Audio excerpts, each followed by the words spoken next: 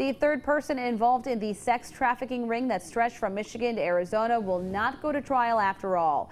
Jonathan Purnell of Lansing pleaded guilty to his role in the ring this morning and will soon be behind bars, just like the two others. Fox 47's Ann Perrette has advice every parent needs to hear to make sure their children don't end up like the victims in this case.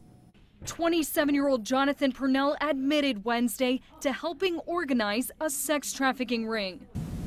Yes, ma'am, I'm guilty of those offenses.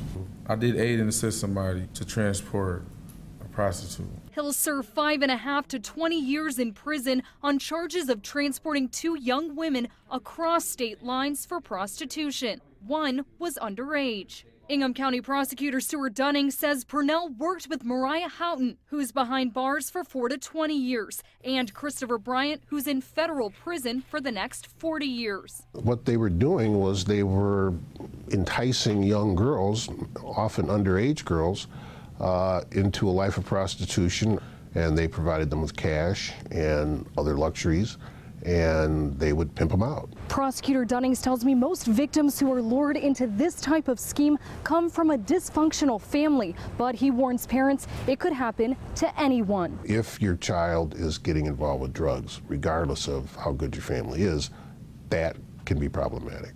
That can lead to this because the cost of supporting the habit. And he suggests parents monitor what their children are doing online, regardless if they're worried about it.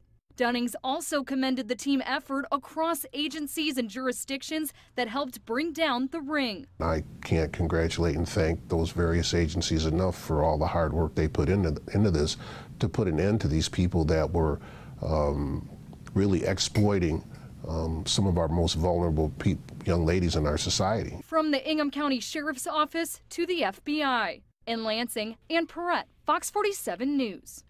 The sex trafficking investigation initially started after one of the victims' family members reached out to the National Center for Missing and Exploited Children. The Ingham County Sheriff's Office says that's one of the many resources out there if you believe your child or someone else is being victimized.